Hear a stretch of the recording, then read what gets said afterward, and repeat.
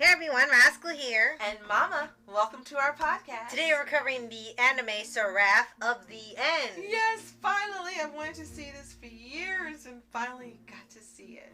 Now this anime takes place in a future where vampires have taken over Japan by spreading a virus that only affects adults. And years later, some of the surviving children join a resistance group that battles to defeat the vampires once and for all. Also, this one pretty much inspired most of the new gen anime out there and has one of the hottest MCs ever, Garen Ikenosi.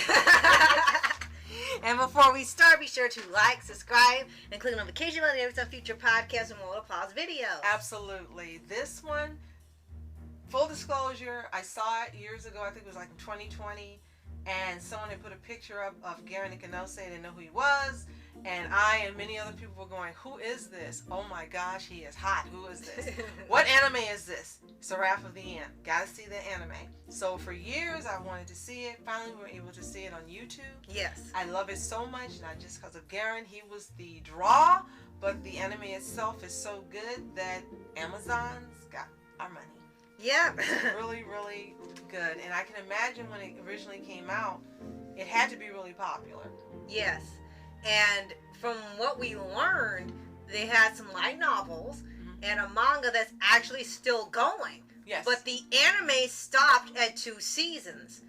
And it's not really explained why. We don't know if it just dropped in popularity or... Well, from what I researched, they were saying they really didn't have enough people that would buy it based on the number of volumes the manga has been selling.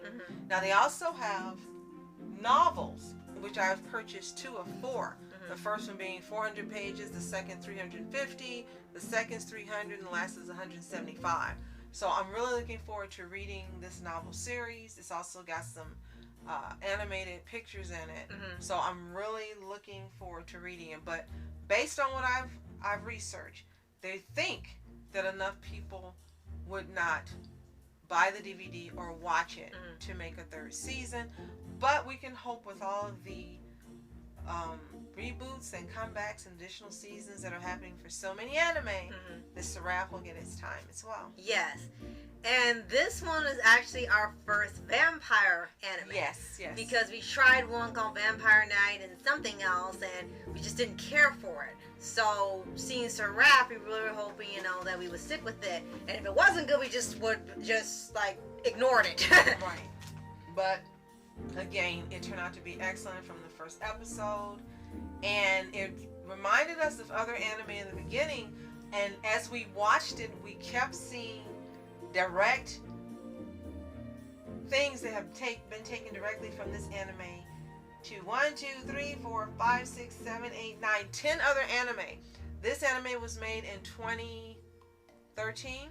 Okay, yeah. So all the anime, when we tell you that they're influenced or they directly have taken from it, has been taken because it came long before those. It might even be 2011 or 2013. Yeah. The only one that gets the pass is AOT because from what we learned is Seraph of the End is made by the same studio that made AOT. Right. So yeah, if they borrow from them, of course they can do it. Right. But yeah, AOT has quite a few things from Seraph of the End. Right. That you can see directly taken from Seraph of the End.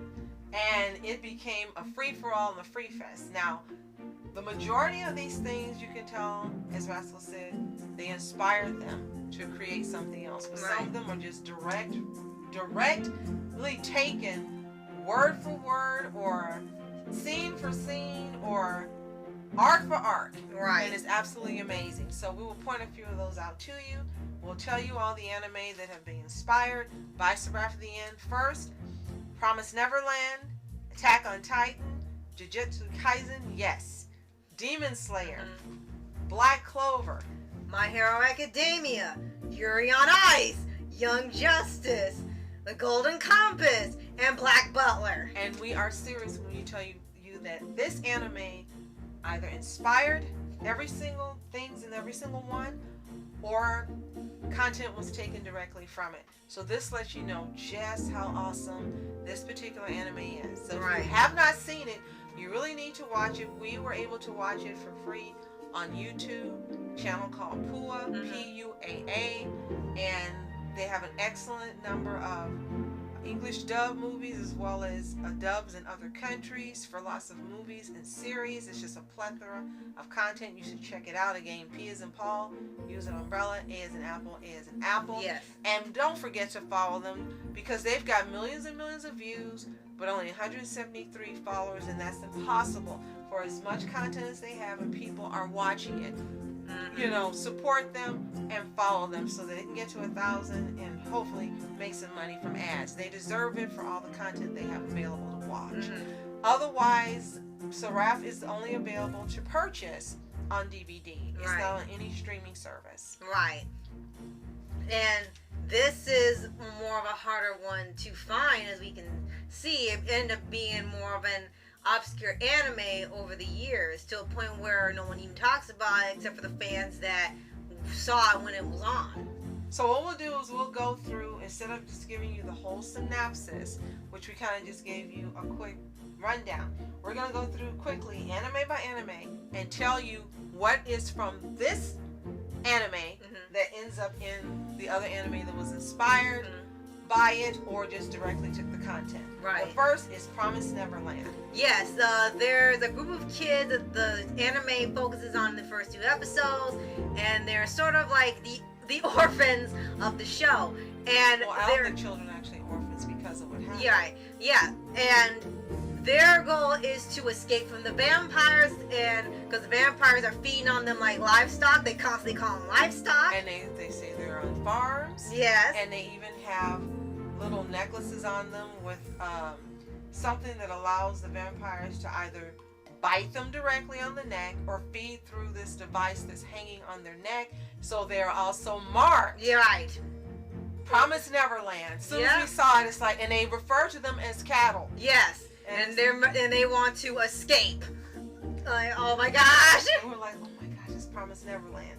And when we watched Promise Neverland, we're like, we've never seen this concept before, heard of it. Well, guess what? Seraph of the End had it first. Right. And each of the vampire farms had about anywhere from 8 to 12 children. They didn't have as many as the ones do on Promise Neverland, but that's because, remember, all the children are parentless now because all the adults died. Right. Now this is, I'm going to get it right, this is 10 years after the event, so some of the ones who were children like Garen and others that are part of the resistance have aged up, and now they're adults, and the virus no longer kills the adults. Right. It's gone. But yeah, they've got all these children on farms all over the place in Japan. Promise Neverland. Right. So the second one we mentioned is Attack on Titan. Right. And that became a running joke. It looks like for a lot of people, it's like, it's not AOT, but it is. And it looks like it's from the uniforms, the constant battle with vampires, like don't let them get past the wall.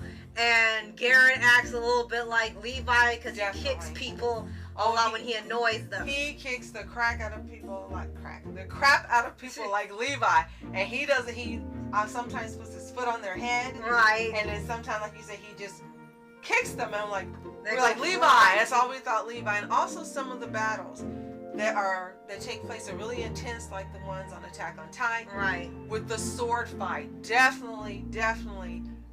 These two have that in common, right? And they translated one to the other, right? JJK, Jujutsu Kaisen. Yes. We missed one. Oh, wait, we did? Yes. We'll mention it later, but Jujutsu Kaisen.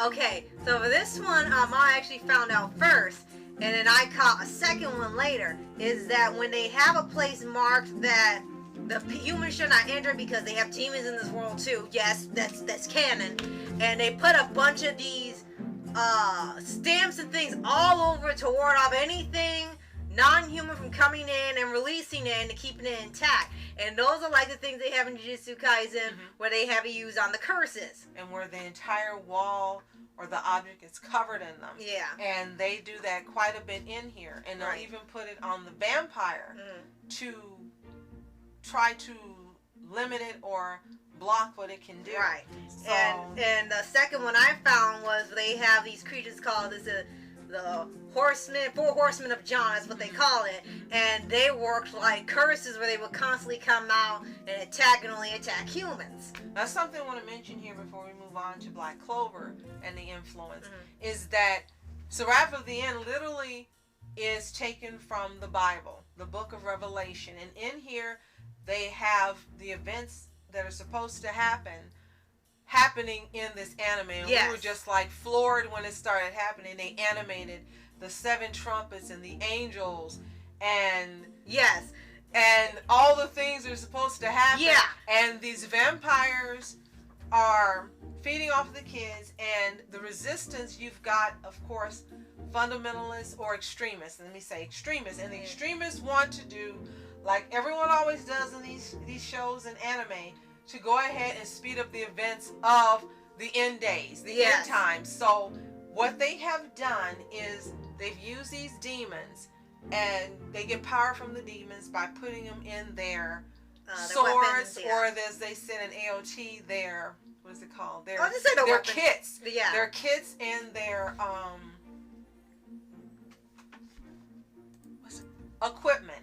And the demons are trapped into the equipment, kits, and swords. And when they go into battle, they channel that power and use it to do battle against the vampires. So we were like, oh my gosh, okay, so they got the demons, the angels, they got the trumpets, they got all this stuff going on. And when it gets to the last 2 episodes of this anime, oh my gosh. Yeah, it gets insane. So we wanted to mention that, and there are 2 seasons, as we mentioned. So now, Black Clover. Right. Okay, Black Clover. For that one, it actually comes towards the end of, well, we'll say the 4th season, since Black Clover is returning. At the end of the 4th season, Asta makes a deal with pretty much a devil to share the power and use it when he needs to, and considers like a brother because the mom raised it. So in here, it goes into the sword, and it becomes kind of sort of part of him if he needs it. But they do have to make agreements, just like Asta did. They make agreements and contracts with them. And everyone has one. Everyone that is in the military has one. Right. So you don't battle and you don't go there without one. Right. So yeah, they took it and gave it to one character in Black Clover, which of course came after Seraph in the End. But in here, everyone's an Asta. Right. Everyone channels, you know. Even the main character ends up turning into Asta's form towards the end. And he's the Seraph of the End. Right. So we'll tell you a little more about that later. But we don't give too many spoilers, because if you haven't seen this, you really should watch it. Right. Now, you can do MHA. Okay. Oh my gosh, a lot for My Hero Academia. They end up having characters that act like the ones in there. Like there's a few of them like Deku, or Bakugo, or Uraraka, or Todoroki, and even some from Haikyuu. And what they do is like there's always this running thing in there where if they're part of the corpse or not, they're the corpse. Well, might as well be. There's a lot of them in here. Yeah. They have like a ranking thing instead of like a quirk power or something. It's more like if they're this level, they're higher ups, then they bully the ones who don't have any sort of level into doing their chores and all this, and the lower ones just don't say anything because they don't want to get expelled because they can get in trouble for disobeying. And it's actually hilarious that they've actually built that into there. Plus they have a couple of the villains act like the League of Villains. Yes. Now Yuri on Ice I want to do because the Garen's best friend Shinya is voiced by Jerry Jewell. Yeah. And you can hear Victor in here from Yuri on Ice. You hear him every time he speaks. He also looks like Victor. Yes. The same hair color, the same look. And Yuri on Ice, of course, came after Seraph of the End. Right. So now we know that Victor's character definitely was taken from Shinya in Seraph of the End. There's no way it wasn't. Right. Because it's like, it's Victor. It's Victor. Yes, there's no one else but him, right? So that was one of the really big influences we saw, that character ended up in Yuri on Ice. Right. And he's basically doing the same character, except for he does a Russian accent. Yeah. For Victor, and he has more goofy, friendly, attitude and lovable attitude. But in here, he's really good as this character. Right. He really is excellent. Right. Young Justice. Oh my gosh, you want to take that one? It was for they had got inspired to do Cadmus. Cadmus was a research lab that's experimenting on metahumans and aliens and things and trying to make serums and things to give people powers. Well, in here, it turns out that some of these people have been running experiments still, On the kids. on the kids, and seeing can they put like creatures in them, can they use them to help bring about the end, and there were all these different experiments they were doing on them underground, which the lab seemed to be functioning just fine, but everything else was in disarray. And as a result, a lot of these characters, whether they're kids now or the ones who are adults now but were kids when this event happened, they have these powers that are unexplainable, like lightning and lightning speed, and able to channel demons with vampire powers, but they're not vampires and they're not demons. Right. So, yeah, that definitely was Cadmus. When you watch it, you'll just keep thinking Cadmus is Cadmus is Cadmus. Yeah. And we kept thinking, most of all, we kept thinking, not Red Hood, Red Arrow. Yeah. We kept thinking Red Arrow, but yeah, I'm telling you, this anime is crazy. Mm-hmm. Then we've got Golden Compass. Now, we personally did Never not. seen it. Yeah, we've never seen the movie, but we know lots of people had, and it didn't do so well. They had this thing in here. Well, one, they used a stopwatch to track people, just like in that movie. And then it was also the culmination of all these different themes at once in here. Well, for us, it really didn't make a lot of sense for the Golden Compass because it seemed like it was a bit scatterbrained. But in here, there's this thing where they got vampires, they have demons, they have the Book of Revelation, they have experimentation, they have end of the world. They got so many themes in one go that you almost can't believe it's all from the same show. And one big thing that is really definitely direct is Golden Compass. Each child was required to have a demon that they would inherit before they turned 18. And as we told you, in this anime, every single one has one that they make an agreement with, contract, channels into their sword, equipment, or kit, and they use it when it's time to do battle. So that was one of the big things from Golden Compass. You just knew that they took from Seraph, all of it. So it's just, wow. Right. Black Butler, of course, is pretty easy and pretty simple. Right. You got Sebastian and the Red Eyes, and Garen definitely is Sebastian in here later on in the second season toward the end. Okay. With the, he's charismatic and Yes. he can kick butt and he's not to be trifled with, but he has a sense of humor. But one thing that differs in here is that despite all the things that happen with Garen, you'll find out if you watch it, he does consider the people on his team as well as the kids that join, he considers them his family. Mm-hmm. And that's the difference. But yeah, definitely Black Butler. Absolutely, positively Black Butler. Right. And we said Inuyasha only because of the papers you put up to block the curses. Right. But JJK fits more. Right. Now, the piece de resistance that we had to leave to the end is Demon Slayer. Yes. Because the entire content of Demon Slayer comes from Seraph of the End. Yes. There's absolutely no way to say it doesn't. If you've seen Seraph of the End and you've seen Demon Slayer, you will absolutely know what we're talking about and know that we're not just trying to badmouth the writer, because we're not. We love Demon Slayer. It's one of our top favorite anime now of all time. It's one of our top 3. Can't wait for season 3. But there is no way not to see that Demon Slayer is Seraph of the End. Yes. From the entire concept of losing a family to vampires, joining the Corps, and they're called the Moon Demon Company or Corps instead of the Demon Slayer Corps. They have outfits on, and depending on what ranking they are, they can have a regular outfit or a giant cape or cowl. They have swords just like them and magic weapons. And the same way that they take and do the different forms, Yes. 4th to the 12th forms and so forth, and you see the power up in the Right. sword. And everyone's got a different one. Same thing happens in here. Also, one big thing is the two main children that are MCs are Mika and you. Right. Yes, me and you. No kidding. Mika and you.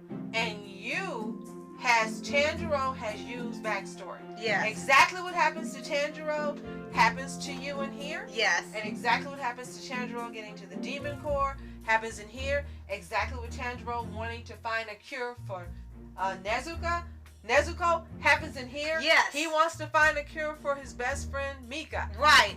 Everything is the same. And we were just like, oh my gosh, it's Demon Slayer. And then there was even one other character that ended up being a friend later with pink hair.